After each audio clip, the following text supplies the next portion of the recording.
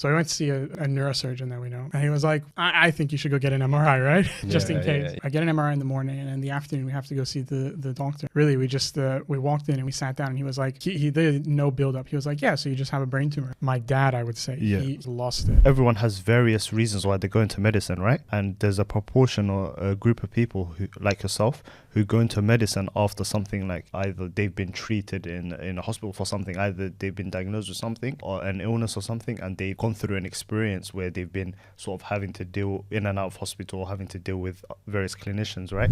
And each patient has their unique journey, their unique experiences in life, and their viewpoints towards medicine as a whole, to be honest. But generally, whatever it is that they're experiencing, how that's impacting them. But if you consider in this particular circumstance, as Kosta's father, all that he had to go through previously, and then now again.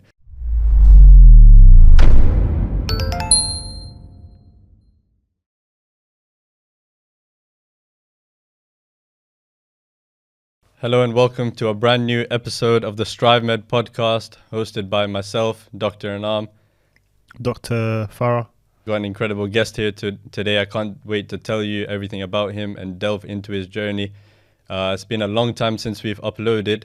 A couple months, I would say. It's been very, very hectic time. Obviously, as you all know, the life of doctors is very, very busy. We've been doing all sorts of things during this interim period.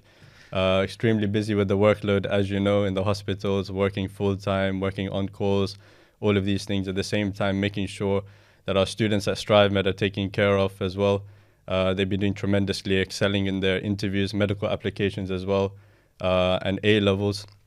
During this time as well, we've been engaging in schools, had some visits as well internationally. So things are going well, and that's just the key message I would just like to start off with, is that the performance never stops at the end of the day. Like, so many people are going through so many different things in life, but it's always based on performance, based on trying to become the best version of yourself, and having a conscious mindset in everything that you do. So even if you're taking a rest day, for example, and by performance doesn't stop, I don't mean that you're non-stop working each and every second, but even if you're taking some sort of break or some sort of active recovery, it's conscious. So you're saying, okay, how do I plan this in order to optimize my recovery in the best way? Who is it? Who are my loved ones that, I should be spending time with at this point in time? And it's all a very conscious effort, okay? So, and this just goes without saying, but each and every one who wants support from us, we're more than happy to help you. And we take this very, very seriously, like each and every direct message that comes for us. Everyone who's stressed trying to get into medicine, or anyone who just wants some support on the journey, you can contact us through our website, strivemed.co.uk. Our DMs are open for you. I've lost track of all the people who, we've been sending voice notes to, trying to aid along this process. And to be honest, our guest today, that just is evidence of that. So honored to introduce you to Kosta, Thoma, and the full name is...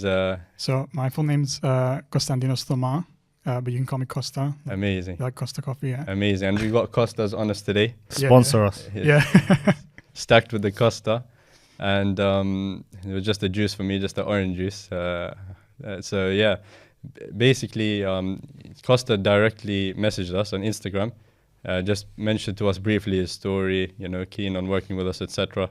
We're just really excited to meet him, learn all about his story. So this is the first time we're meeting in person. We haven't spoken that much either, just learned each other's names, and that's it. We're just kind of chatting for the first time now. Yeah, amazing. So this is organic content. Yeah. as always, raw content. I just wanted to. You mentioned you graduated from Barts as well.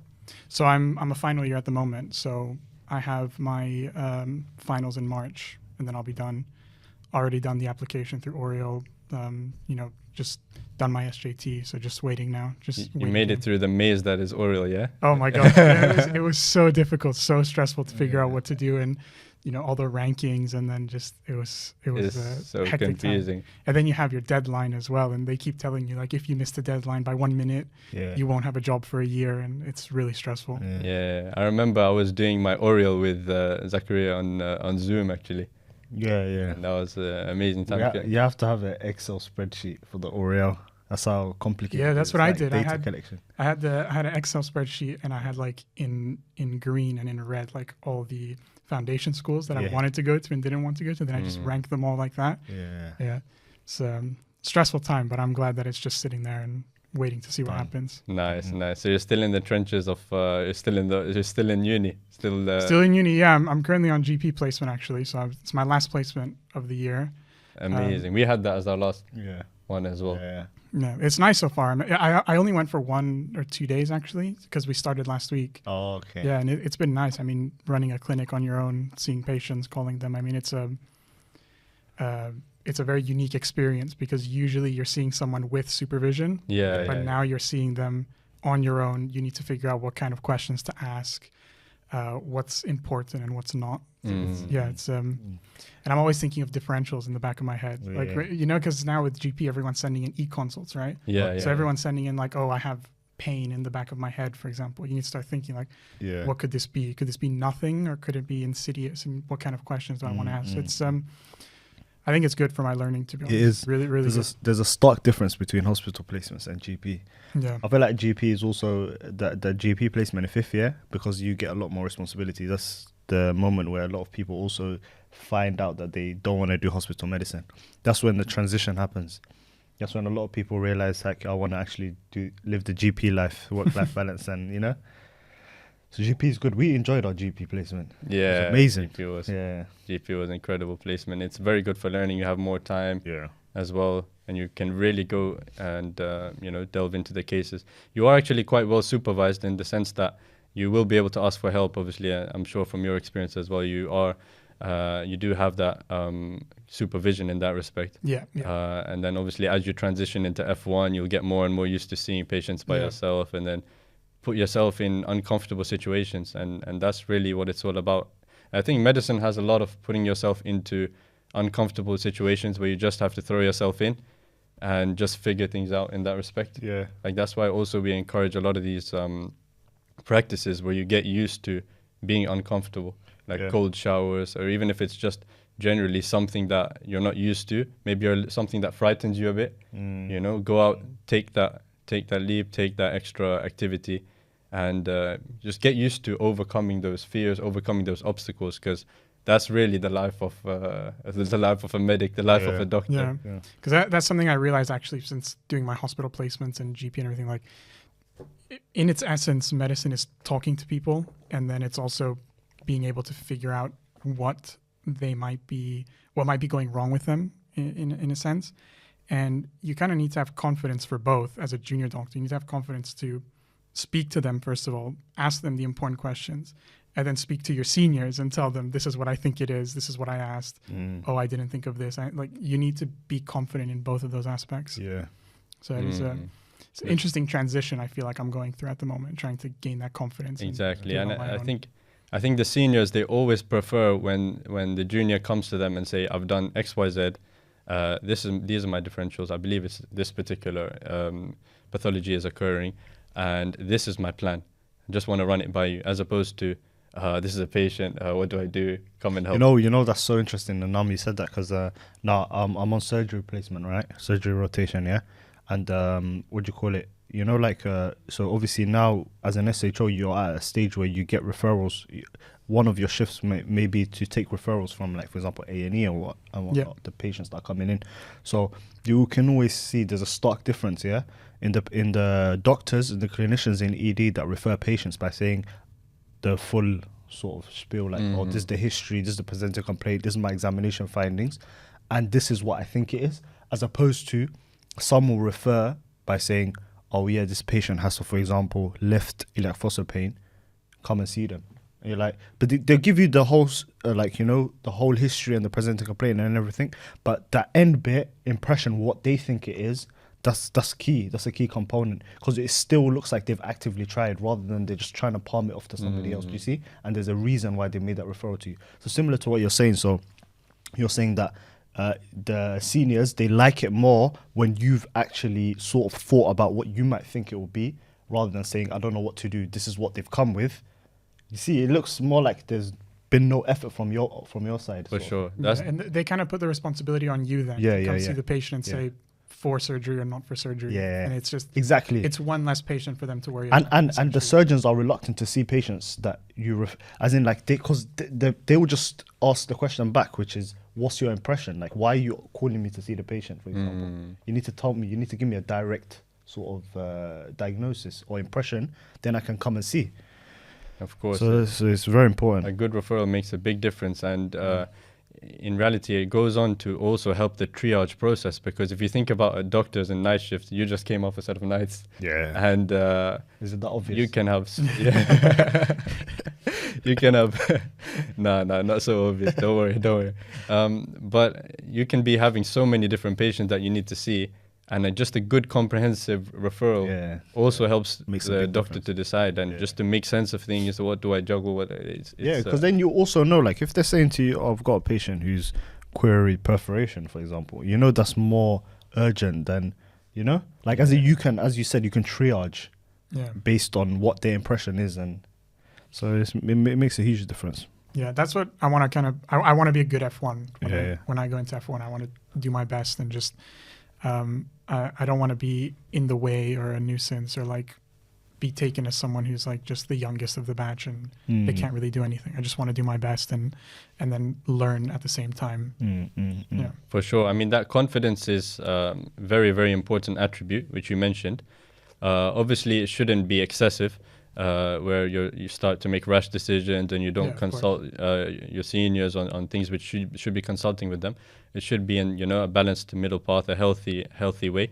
I feel a lot of the times the new F1s are probably on the lower end of that, so they need to be, you know, consoled and more advised upon, you know, you actually do know this, you actually are good enough. Yeah. And it really makes a big difference when it comes to like the performance, seeing someone's performance, even in the OSCE in the 5th year you're about to have, seeing someone who's confident, he feels like, okay, this is my role. He's already internalized the fact that he is working as a doctor, not as someone who's entering the OSCE as a fake, or someone who is trying to pull off or trying to pull the wool over the examiner. Is like, I'm not really a doctor, but you know, something like that. Yeah, that's something that's really stressing me out though for final year OSCEs, because for those who don't know, when you do OSCEs in, you know, 1st year up to 4th year, at least in BARDS, it's all with actors. Yeah. So you don't really get a very real experience. But in final year, you do it with real patients that they bring in for you to see and assess. Yeah. And so the stress is kind of like, you have a real patient there, you're going to have real findings, and then you're also going to have,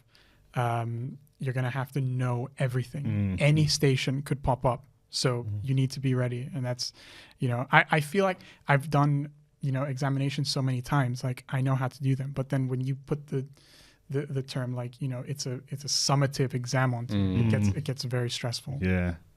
I remember OSCEs, but we never had this. I think because I was just on the back of COVID time. So it was difficult for them to get actors. But I thought it difficult for them to get like actual pathology. So I can imagine, like, you know, how difficult it must be. Because I'll be honest, for me, like my experience, right?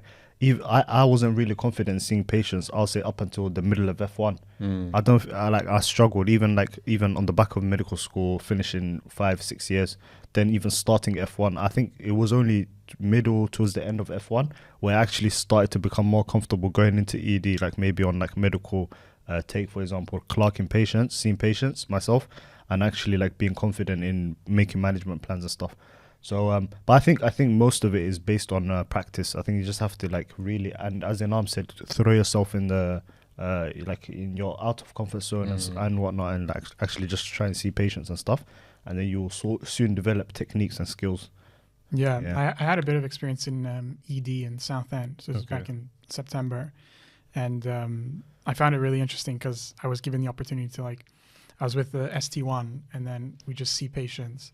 And he would always look over to me and be like, well, I don't know, what do you think? You know, what's going on here? So it's nice to kind of liaise with them and say, you know, this is what I think, this is from what I've learned, this is what I think.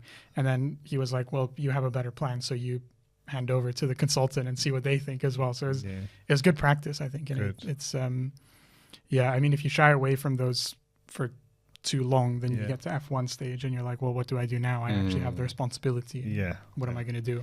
I mean, for sure, no matter how good you are after med school, there's always going to be times where you're stretched as a doctor, always, and you just have to pull through. And there's always a steep learning curve, in my opinion. So that's something that, you know, we shouldn't really be too worried about and really embrace it. But, you know, from what I've found is that those doctors who have a genuine desire to help and who are really genuine, like they really want to make a positive outlook for the patient and they want to be a good doctor, I think that's very, very important in order to succeed, because then you'll be able to pull yourself out of any situation. You'll always be trying to make the patient experience the best possible.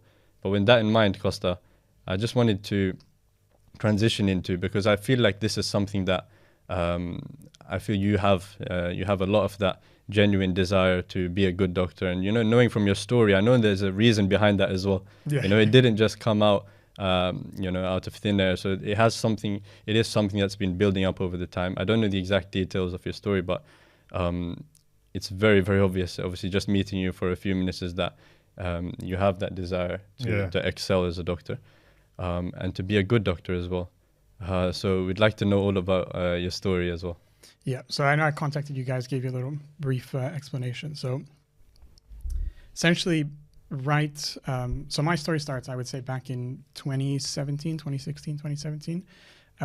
this is right before coming to medical school. So I remember at the time I had just finished doing some like referee courses. So I'd like become like a referee for like grassroots, like football and things like that. And I started doing like the first games and things like that. So you were 16, 17 years old? Yeah, 16, 17 around then. And so like the first game that I was refereeing, I think, I was running around the court and like my vision was just becoming double. Okay.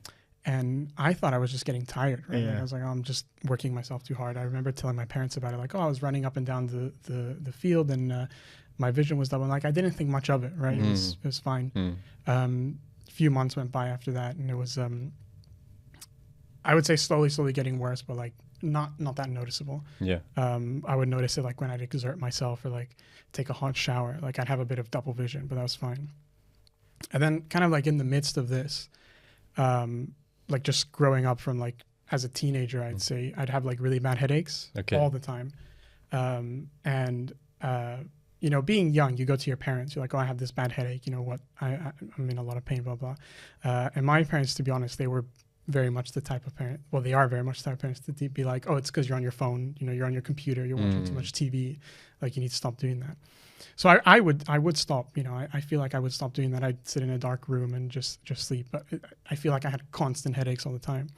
So that coupled with this, you know, I was like, well, you know, I feel like something is going wrong here. But also I told my parents about it. I said, you know, this and this is happening and I'm worried about it.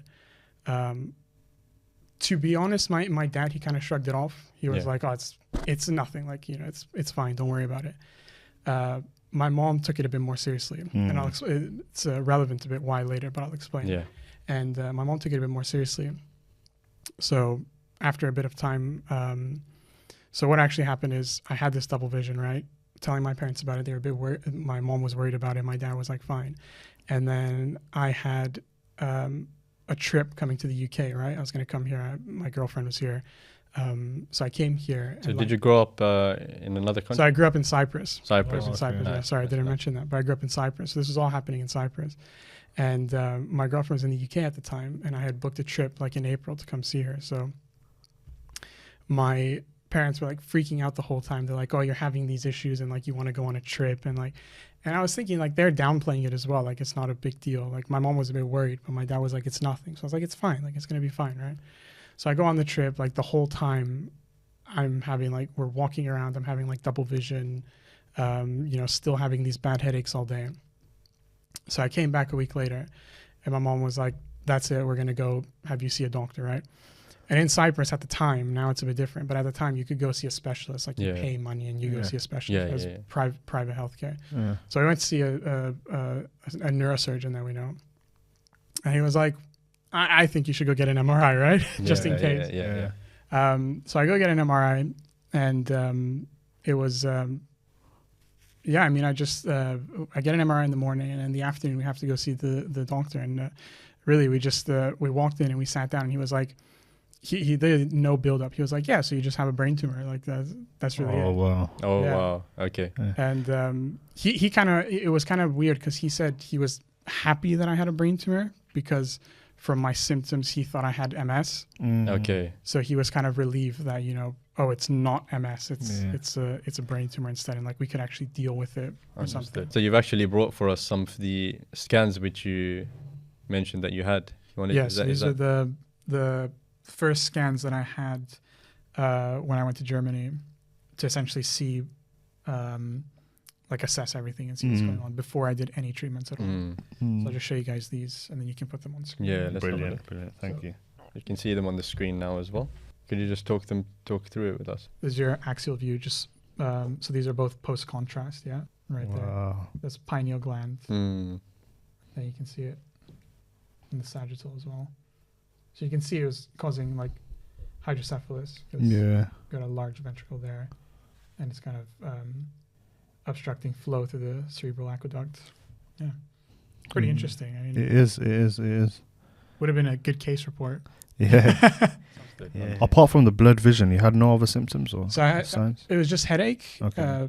and double vision. That was it. Okay. And I mean, I remember them showing me the scan, and they were like, you have like raised intracranial pressure, and like you have lots of pressure in your head, and like so this needs to be managed ASAP because it can just get worse and worse. That's when my parents started taking it more seriously. Of course. They freaked out a lot. And so that's kind of how it started. It's like, and you were how old again? So this is 2017. So I just turned 18. Wow. So just to touch upon a few different aspects you've mentioned. One was that you've mentioned that the fact is that the doctor, without build-up, he just said you have a brain tumor. Yeah, like straight up. And that's something that obviously we learn all these different methodologies in med school and like ways of communication, breaking news, etc. So sometimes that is applicable. And sometimes you have to remember as well that it's not just a robotic endeavor as well. You're not just reciting off a script. There are some times where the patient doesn't like hearing that particular stuff. Yeah. I think to give some context, because some people might not be orientated, or they might not know what we're talking about when you're mentioning this point. So obviously, medical school, they teach us something called breaking bad news. This is a staple of almost every doctor. There's gonna be a time where you're gonna have to either break bad news to a patient or a patient's family. So they sort of teach you like these communication skills and techniques you can use to like sort of deliver that news appropriately. Yeah. So in one of the sort of structure, the format, one of the things that they tell you to do is to give the patient or the patient's family a warning shot.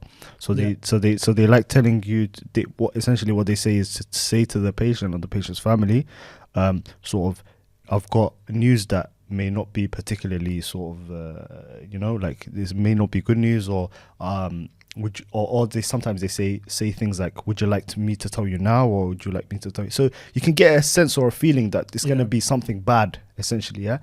However, what Inam's trying to mention is that sometimes these things are not applicable.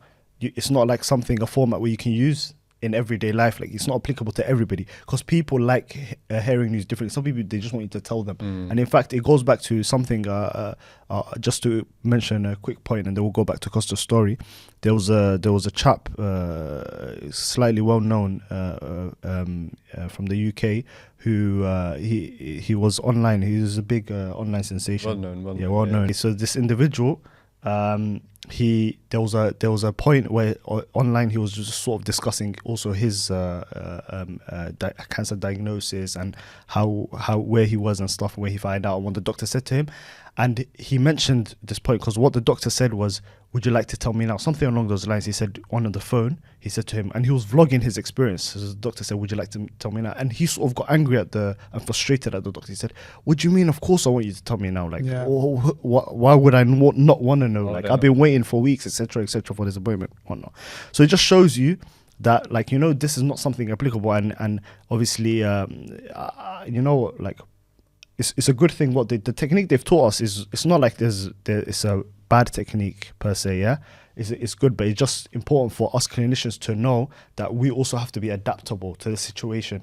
Yeah, I agree. I mean, I think in that situation, for me, it was good to hear it straight up. Yeah. I think I'm more of a straight up person, but for my dad, I would say he like lost it at that point. I think just to give a bit of context, so this surgeon that we were seeing, we had known him for a long time. Like, I grew up knowing he was a neurosurgeon in Cyprus, and essentially he treated my mom when I was just born, because my mom had a brain tumor as well. So when I had just been born, I think I was 5 or 6 months old. My mom had, I don't really understand the story too much, but from the pieces I've got, I just understand that she was having fits, so like seizures or like epileptic fits. Okay. And she was taken to hospital, and then they found a massive meningioma.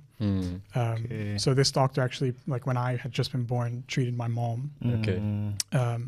So it was like round 2 for my dad, essentially. Like he was kind of like, you know, he'd been through it before. He went through a lot of struggles with my mom, and now he has to do it again, like with his son. So I think it was really difficult for him as well. Then I think even though my mom didn't show it at the time, I mean, definitely later she mentioned it, but I think she was a bit worried that like it was her fault, you know what I mean? Like, because she had an issue first, so maybe she passed it on to me. So it was a bit. Was it the same? Was it a meningioma as well? No, I didn't have a meningioma. Okay. So with me, to be honest, it's not. I haven't really been formally diagnosed. I would say it's more a diagnosis of exclusion. Okay. So when I had my MRI done, there was a, like in the report, there's like query germinoma, right? Which is like a germ cell tumor. Which is something like arises from birth. Like like you have cells that just go in the wrong place during development. So the whole time that was like the top differential. And what ended up happening is I went to Germany, Frankfurt in Germany, and had a biopsy done. And that didn't show anything really, because they from my understanding, they didn't get enough tumor cells. So like they couldn't say that this is what it is. So I had to just go through a lot of other investigations. Like I had to see urologist as well to get my testicles checked and everything, like to see if I had a primary, like a seminoma there. I had to do like bronchoscopies and to check for like sarcoid. And then after ruling everything out, they ended up just doing a lumbar puncture looking for like specific tumor markers. And they were like, well, we've ruled everything else out, so it's most likely a germinoma. Like we can't say it's anything else. I see. Yeah. I see. So it's you could argue that I still don't have a definite diagnosis. You're just certain that that's what it is because you've excluded everything else. Interesting. Fine. So and obviously this is all happening at the age of 18. So obviously the interesting thing here I'd say is like this is a stage where a lot of individuals in the UK, young sort of adolescents, what they do is this is the part of their lives where they sort of decide whether or not to go to uni. This is where you decide what career path you go down, and obviously unfortunately you and your family were sort of going through this entire ordeal, and you know, like this new diagnosis and trying to work things out. Obviously what you said that you wanted to do refereeing at this stage in your life. Was the educational route, were you planning to go down the educational route, or what were you planning to do? So at the time I was I actually had, so growing up I was very good academically, I would say. I always got straight A's, but like I never had a path in my life to say, you know, this is what I want to do, this is like I'm certain this is what I want to do. Funnily enough, growing up I wanted to do music. I wanted to be a rapper, which looking back on it makes me cringe a bit. You know? Really cringe. But there was that. A lot of people would ask me, like when I was like 12, 13, like, oh, what do you want to do when you grow up? I'd say, oh, either I want to be a heart surgeon or a rapper. And it's like, what? It's like the dichotomy between those two is crazy. Then I went into refereeing for a little bit. I mean, it was. I would say it was more like a hobby at the time. Okay. But like I haven't done that since I got diagnosed. I stopped that completely. So yeah, I mean, I think what happened was I got diagnosed. I went to Germany, and then I had this experience of like seeing doctors and surgeons come see me and I felt so comfortable with them, and like the things they were telling me, I felt like I could have a conversation with them very nicely. I could understand them. It was such it was more of like, it was a positive experience despite there being a negative context to it. It was a positive experience, and I was like, I want to do that. You know, so I was like, I think I'm going to do medicine for sure, and this is what I want to do. I want to be that person on the other side who's like talking to people and treating people and finding out about what they're going through and all these things. So, you know what, something interesting, yeah? Everyone has various reasons why they go into medicine, right? And there's a proportion or a group of people who, like yourself, who go into medicine after something like, you know, like either they've been treated in a hospital for something, either they've been diagnosed with something or an illness or something, and they've gone through an experience where they've been sort of having to deal in and out of hospital, or having to deal with various clinicians, right? But I'll say for those group of people, there's two sub-reasons why they then also further go into medicine. One is because they've had a positive experience from these clinicians, like they've seen how all of these different individuals come together and they work together as a team to like try and help like the person, or they've had a negative experience and they feel to themselves, you know what, I'm going to go in and make a change. So I'm going to go in, and when I become a clinician, I'm not going to do that, and I'm going to educate others. So it's interesting. I mean, I'm glad you had a positive experience, and that's what's sort of brought you into go down the path. I think we have to obviously draw wisdoms from all of these different stories, because this is actually, you know, an incredible story. There's a lot of benefits to take from it. And the one thing which just came to my mind is that one act of good usually tends to lead to another act of good. So looking back at two examples. So the first point is that Kosta was mentioning how the very fact that he he was watching the StriveMed podcast. Our first episode was with Dr. Kariman, Dr. Zaid Kariman. Yes. Dr. Zaid Kariman was actually teaching Kosta when Kosta was a med student. That's how he knew Zaid. Oh, wow. Okay, so he was following Zaid through social media, keeping in touch with him, etc. And because Zaid was such a passionate teacher and brilliant teacher, which we know obviously from first-hand experience that indeed he is, Kosta had a positive experience, and then now he's on our podcast sharing the story, you know, to people all around the world. So one act of good leads to another act of good. Now you think of these doctors then have gone on to inspire, you know, back in the day, they inspired you to also become a doctor. So their excellence in their job inspired you to then be a doctor who can then help many people in the future. And so this just goes to show everyone around the world is that don't belittle any small action, any big action, because it all adds up, and it can have a positive ripple effect within the world, such that you may not even realize. You may not even realize throughout the course of your lifetime. I would say there's one specific moment where I was like, oh, I want to be like this doctor. Right? I was, I think it was a time we were like really frustrated. Like we hadn't heard anything back from anyone, like in terms of results, nothing was going on. And I went with my mom really early to the hospital, and I went to the neuro-oncology department. I was like, oh, I want to see someone this morning, like speak to them. And like, it was so early that like no doctors had come yet, right? Like no one was there. And this one doctor showed up, Dr. Ronelevich, who's really good. He showed up like with his jeans, like just a white shirt, Converse on. He had like piercings, and he had like slicked back, like gray hair. And he just put like the white coat on. And then he just came and saw us. And he was so kind. He was so like, you know, my mom was obviously crying. She was finding it difficult. And he was like so compassionate, so nice.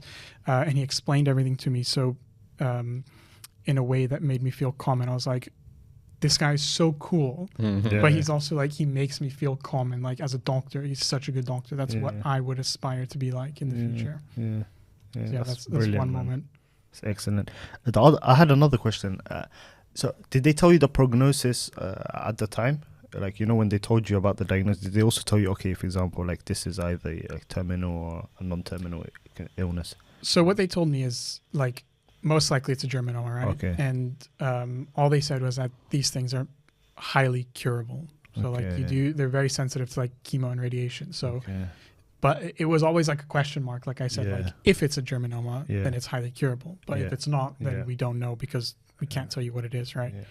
So I'd say, I mean, after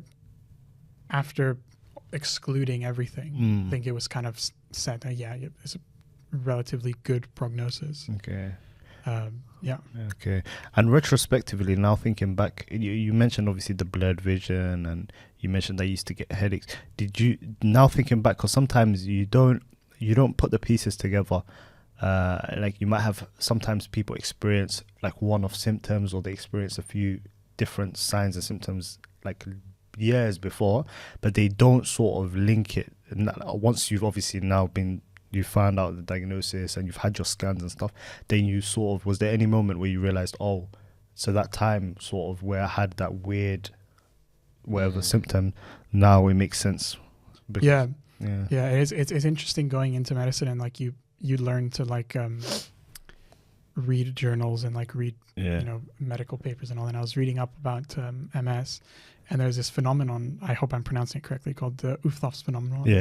Where essentially like you have focal neurological signs that get worse on exertion, or like when you're taking a hot shower, things like that. And that's like something I would have like all the time. So, like, it's always like, oh, that's what I had, it's really interesting. Or like when I learn about like, oh, I had these visual disturbances, and then I go on and I learn, I do ophthalmology, and I found out about Personalised syndrome, and how it's like, when you have tectal compression or tectal lesions, this is what happens, and like you learn the pathophysiology. I find it really interesting to like link it back. They say that also med students, they tend to diagnose themselves with everything as well.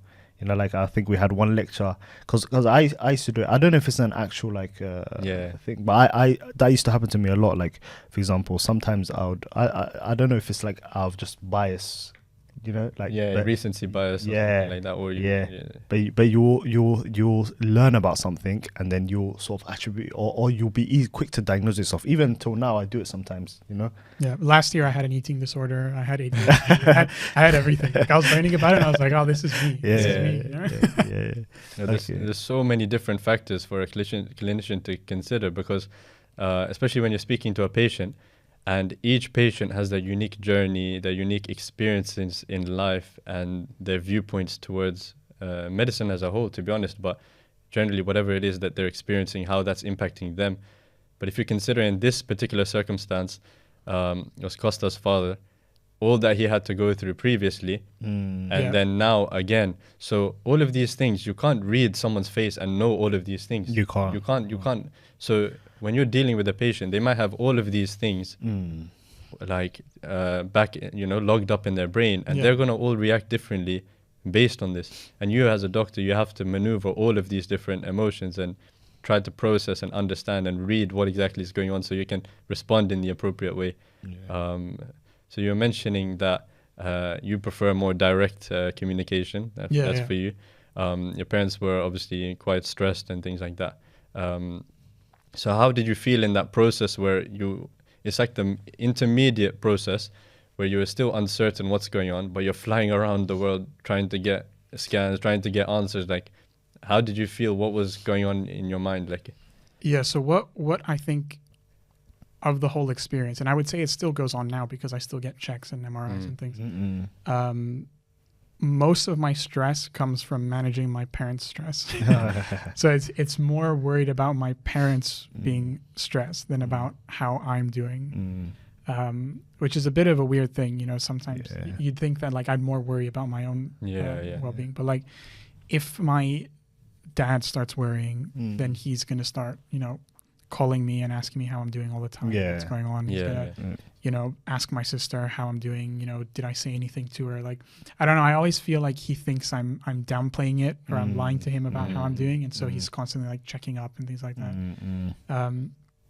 It's kind of ironic now because it's kind of like what we're going through now because. So the day that you guys contacted me actually to come on the podcast, I actually had an appointment with my oncologist at UCLH. And they were like, so your MRI, there was like a weird enhancement on your recent MRI. And like the radiologist is confident that it's just like, contrast that was there at the time that they took the image. But like, we just need to get an interval scan just to be sure, right?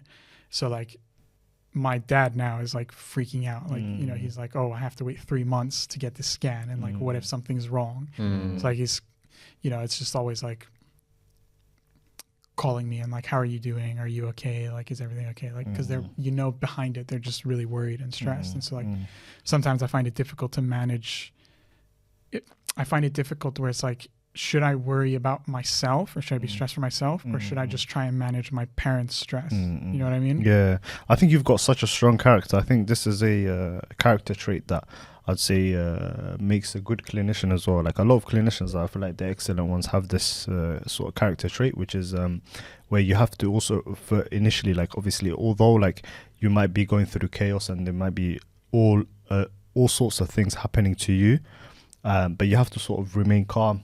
Yeah. And not only do you have to remain calm, but you also have to, that calmness and reassurance has to like sort of spread around you, and you have to try and calm others down. So I feel like what you're doing, what the character that you have now is brilliant, and I feel like you need that to become a successful doctor. But it is difficult. I can only imagine obviously what you're going through, and you know your parents worrying and whatnot. It makes it's worse than by the fact that they're not with you. Yeah, I can imagine. Because obviously they're not with you at this moment in time. It becomes even more difficult for the parent.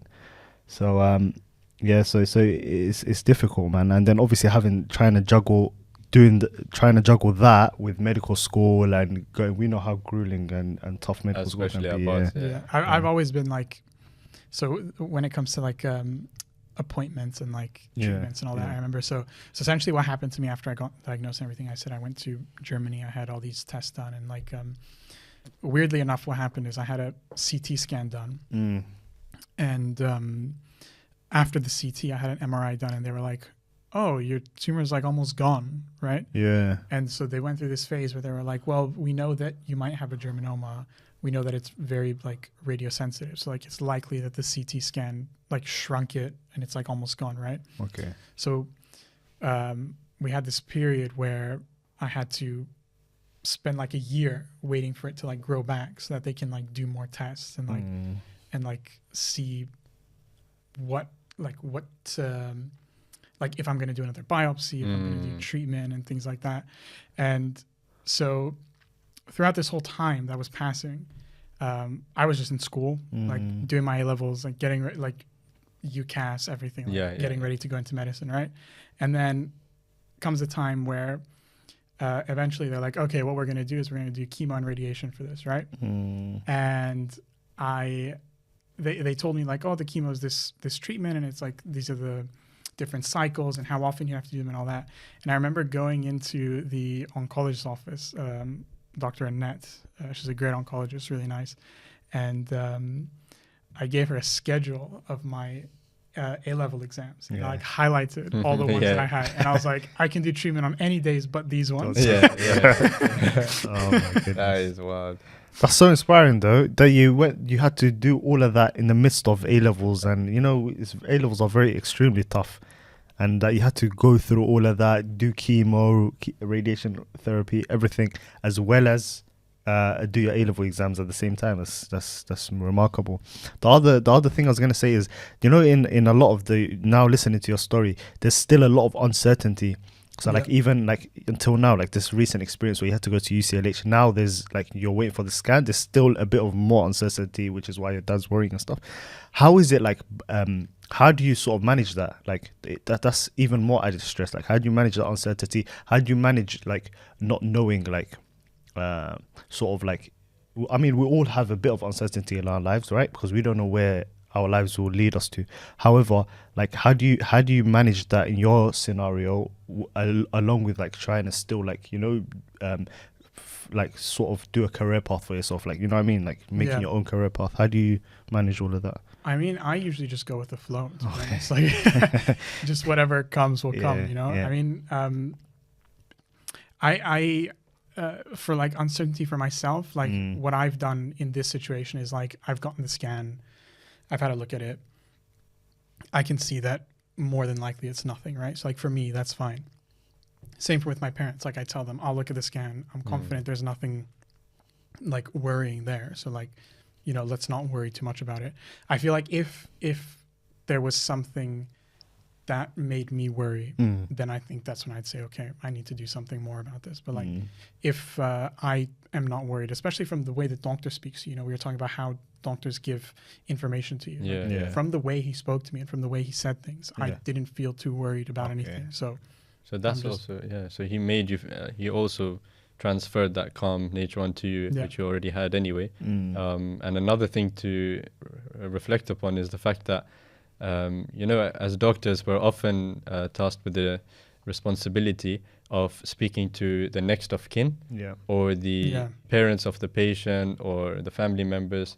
And it's a very important job to do. So when this comes on the list of jobs, it's not a chore. It's not something that, some doctors, they may see it as, oh, I have to do this or something, but this is a big responsibility, and it's something that should actually be excelled in, because just think about it, the fact that the person's family member or parent or next of kin, anyone, they're sitting at home and they're just worrying, and like, you can really help that dynamic in that situation as a whole by your phone call, your reassuring words, your calm words. They just want to know that, their relatives are okay, or they just want to know at the end of the day, and remove that element of uncertainty, which Dr. Zach was previously alluding to. Yeah. The reality is a lot of people put their trust in doctors, and a lot of people will, like, even if it's me as a student or you guys as F2s, if you call someone or you see someone and you say, I don't think that's something to worry about, they will hold you to that. Say, but they told me it's fine. What's your name as well? They write down the name, everything. There's a lot of confidence instilled in doctors nowadays to say,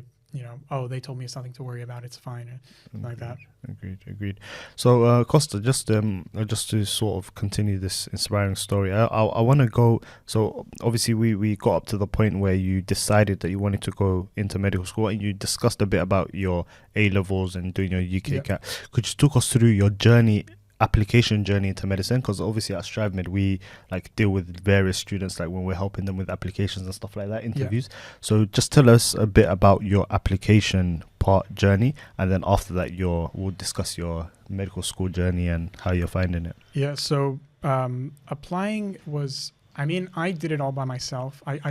I'll be honest, I don't know what it's like for students in the UK, if they have help from the school or if they do it on their own. So I did it all by myself, just made an account on UCAT and like put all my predicted grades in and everything. I think what I found more challenging out of everything was just the personal statement. Okay. Because like you want to come off like unique, you know what I mean? It's a difficult aspect to sit there and say, it's weird to sit and talk about yourself sometimes, or to write about yourself. It seems like you're boasting, or you're trying to pick at straws. But I just kept it as I would say as real as possible. Like I just said, and at the time, I was still going through chemo radiation, so I was just saying like, my mom's gone through this. I'm currently going through this, and given these experiences that we've discussed previously, like this is why I want to go into medicine, and this is why I really enjoy doing all these things. And touched upon things like seeing the like an MDT working, and seeing how different doctors from different specialties can come together and like come up with a treatment plan for patients. Like I think my personal statement really showed that I had a deeper understanding of what medicine is actually like and what it pertains to, and that's why I think I did well with the applications. In terms of can't remember too much about like the grades and stuff when I put in. I think I remember doing the UKCAT. That was interesting.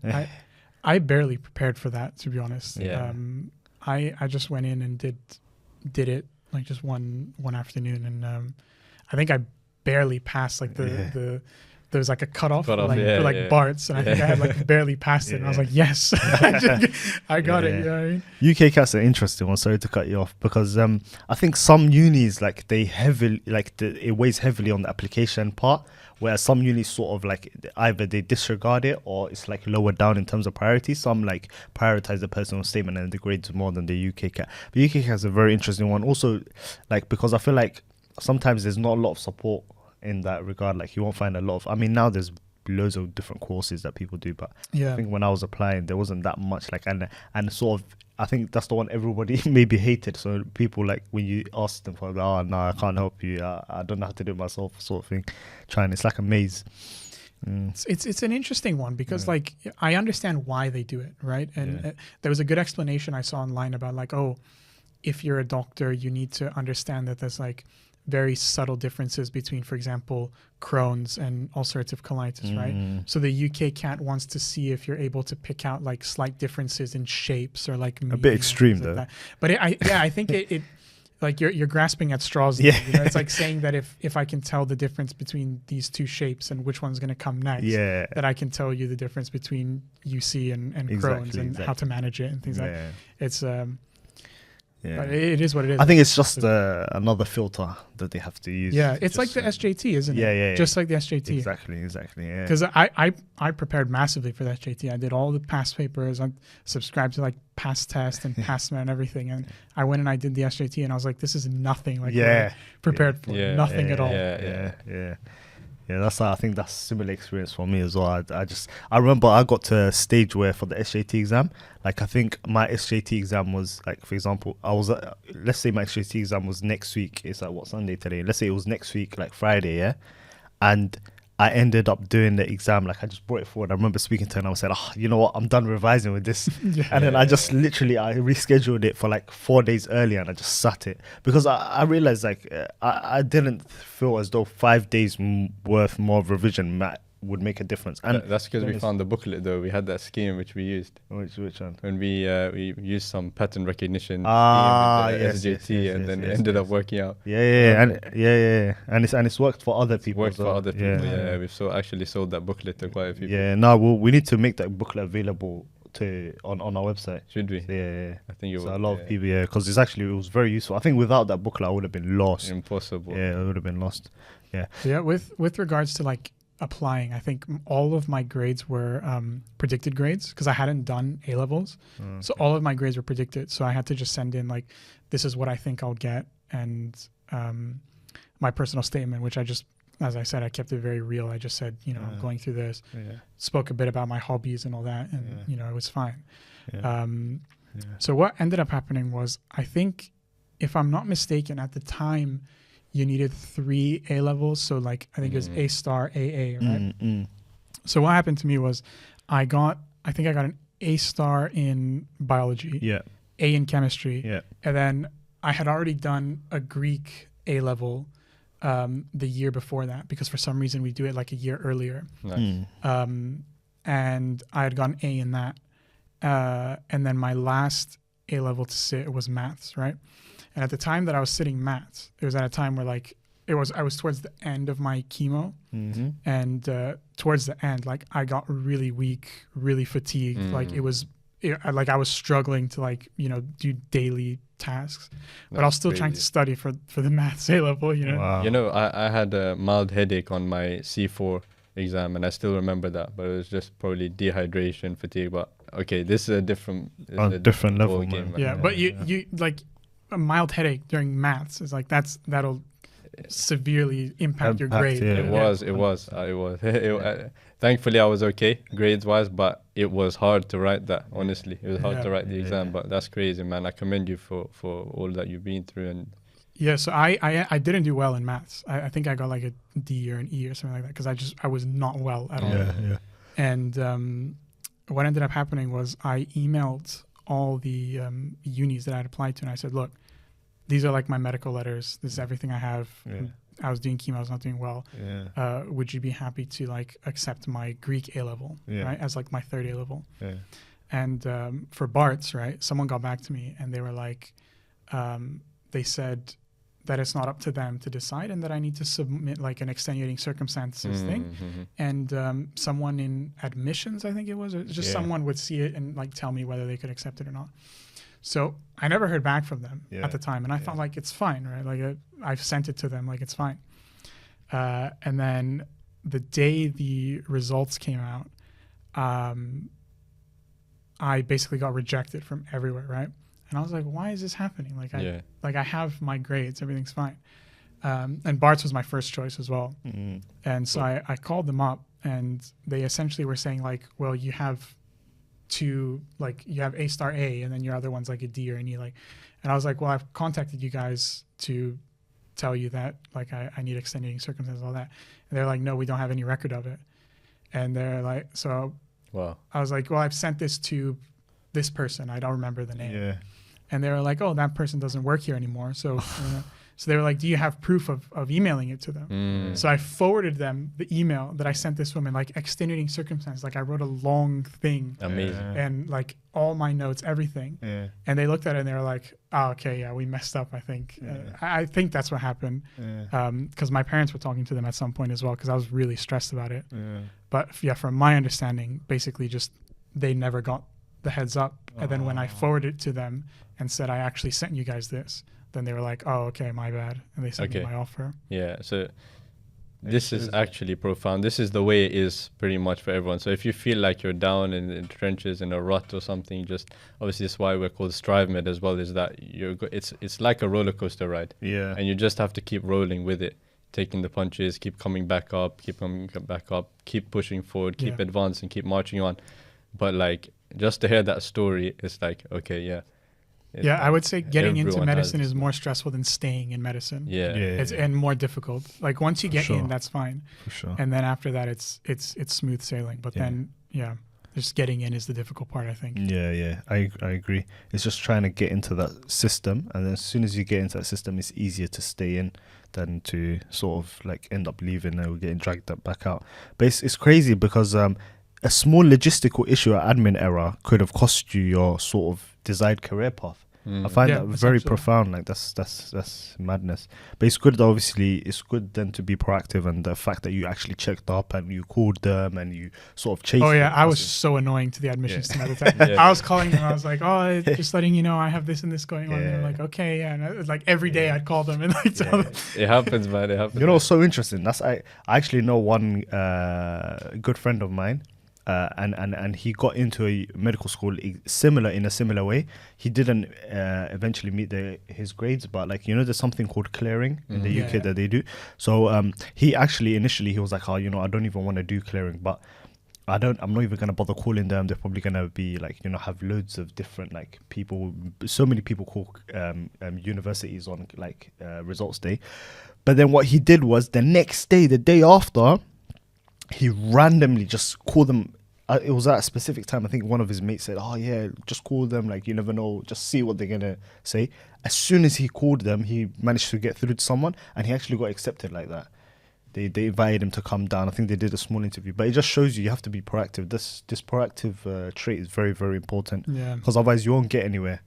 And then you get into medicine and you realize that like the all the work that you did, like the grades and stuff, like you're basically starting from scratch. It doesn't really mean anything. Like if you got like A star in biology, chemistry, and maths, like it's just forget all that. It doesn't. Just start from the beginning. It's just a stepping stone to get in. Yeah. As soon as you get in, it's a fresh slate and you're starting all over again. Yeah. That was the interesting thing for me. Like I did not.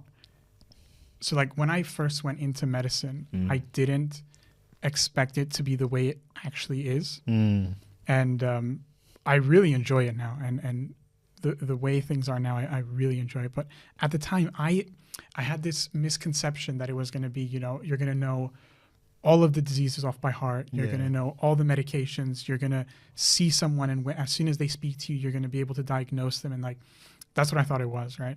And so in first and second year, you know, you guys have been to parts, you know, you do your anatomy and physiology first year, and then second year you do your pathology. And so like we would learn things about, you know, let's say example, Wells score for DVT or like Curb 65 for like pneumonia. And I'd be like, I don't need to know this stuff. Like it's stupid stuff that they're putting in here like to confuse us. But like, and I wouldn't learn about it. I'd just be like, oh, it's whatever, you know. I want to learn about like what pneumonia is and like how do you treat it and like all these things. And like now being in clinical practice, and, like you see a patient with pneumonia and you're like, what's the Curb 65 score? You need to know, like, depending on the outcome of that, what you're going to give them and all that. I neglected that back in first and second year. But going into it now and being able to say, oh, I know I can figure out what to do by using all these guidelines, using all these scores. I really enjoy that. Yeah. You know, a consultant told me in fifth year, he said to me that MD Cow calc, that thing, yeah. He said it's gonna be your best friend. He said get the app, and I said, oh, why am I gonna need an app, man? Like, I'm barely gonna use this. Like, if it's a pneumonia, I'll know what to do or whatnot. He said, no, you need to get that. So anyway, I never listened to him. In F1, I realized I had to get the app, man. Like, if it's a pneumonia, a cap, or whatever, curve 65, well score for DVTP. Like, you start to use this stuff. You see what I mean? So, and the BNF as well. The BNF is so helpful. So helpful. I remember my first day in hospital placement. So 3rd year, first day, I was on a COVID ward at Whipps Cross, and like I was there with another final year. So it was me, 3rd year, and then a final year was also there. Went in for my first day, and the consultant started asking me like, if you see this patient, for example, like let's say, for example, it's a pneumonia. He said, what part of the curve 65 is like the U, or like what, how much would the score have to be for me to say that they're safe and I can discharge them? Like, I had no idea. I had no clue what was going on. I remember the 5th year, like nudging me and telling me the answers. Because like I had no idea what was going on. It was such a wake up call. But I think starting hospital placements and like getting past this misconception of what being on a medical ward or even a surgical ward is like, and kind of learning how the hospital works, how you assess patients, how to determine severity, and like what medications to give, using the BNF as well, very helpful. Microguide as well, that's really helpful. I like that, even though back in 1st and 2nd year I was kind of shrugging it off. Now when we do it and it actually involves patients and like actual care that you're giving, I really enjoy doing it. One point I just want to touch on. You mentioned that when you finished A-levels, you started medical school, you realized that A-levels didn't matter. Like, it was a completely new slate. You're starting from scratch. Now, like, you're now trying to get through those 5 years, 6 years, and trying to, like, get good grades in each one, because it's all going to add up at the end. And that's exactly at each I've noticed so far. So now I'd say we're at our 3rd stage of this whole medical school journey, medicine career path process. So we've done our A-levels, we've got into medical school, finished medical school, and now we're in our foundation training.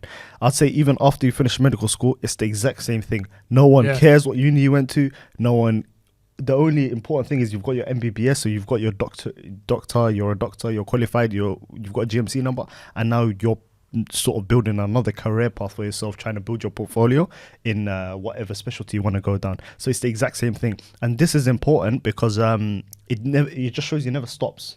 It never stops. And I think the same thing. I think the same thing happens when you go into specialty training as well. Everything you did in foundation doesn't mean it doesn't mean anything. You're starting from scratch again. You have to learn how the specialty works, how it runs in the hospital that you're at, and just go from there. It's quite humbling though.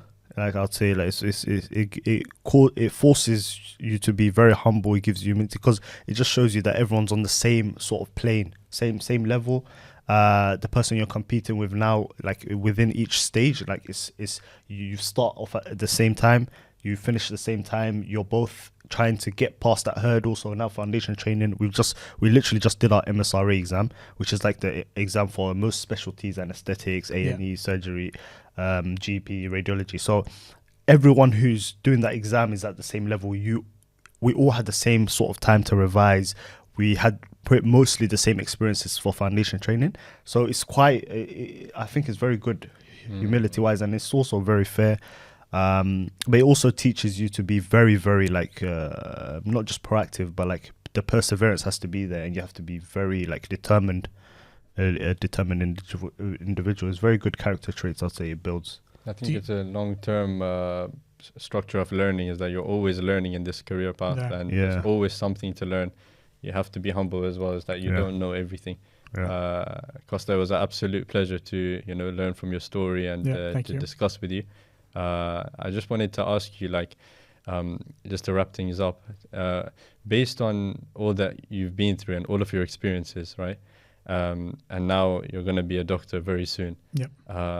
So how is this going to make you a better doctor, and what do you intend to take from that into your future practice? So something that I think about a lot is, especially experiencing medicine in the UK and the NHS, everyone is always very stretched. And sometimes you see patients as just another person to see. So you have 10 patients, you say I have to get through 10, consultations today, and that's it. But I think something that I'm always reminded of is that, that's a person there who's going to go home, they're going to have their family, and what you tell them there kind of like determines how they feel the rest of the day or the rest of the week or year, everything like that. So you want to have someone leave after seeing you confident that you've done a good job, and for them to be happy as well. A lot of the times what I do to achieve that is to relate with patients, and I think especially being a patient myself, I can relate with patients a lot, and that helps to calm them down. The best example I can give is recently I was out in hospital placement, and I had to put a cannula in a patient, and they were being very they were swearing at me essentially because they were waiting for a scan and the scan got canceled, and now they're going to do it, and they just want to go down and get it done, right? And funnily enough, at the time, I had a scan at UCLH that had got canceled and rebooked. So I said to them, like, I fully get how you're feeling. Like, I'm not messing around. I fully get how you're feeling. I had a scan as well, and it got canceled. And like, it's so annoying. But unfortunately, like, we can't do anything. And after he heard that, he was like just talking with me, like, oh, I'm sorry for being annoyed at you, and like, I know it's not your fault. And I was like, it's fine. Don't worry about it. We all get stressed out. Or it's like, I like relating to the patients, and because sometimes I feel like when we say I understand how you're feeling, they think we don't. I think we're like that we just say that. Just a spiel, just as something you're reciting. Just to like I'll show empathy. But like sometimes I like to show like I fully understand how you're feeling. It's not the tick box on the. It's not like a. It's like, I'm sorry that you're feeling this way. I can't do anything about it, unfortunately. But like, and just relating to patients, empathizing with them, and trying to make them feel as comfortable as possible. I think that's the three main takeaways for any student or junior doctor or whatever. I think that's because at the end of the day, medicine is just talking to people and helping people. People come to you for advice, for help, in moments where they feel vulnerable. So if you make them feel comfortable, if you make them feel listened to and understood, then that's your job is done. It's not just about giving them a medication and sending them on their way. Amazing. That's brilliantly said, man. Couldn't put it better myself. Obviously, having done foundation training, that's exactly what it entails. So I think that's a good way to end, man. Thank you very much for coming on, Kosta. Appreciate it. Thanks for having me. So hopefully we're gonna, because obviously you're quite interested in medical education.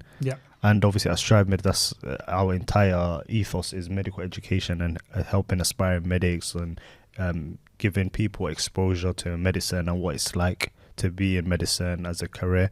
So we're gonna hopefully have you on board onto the team.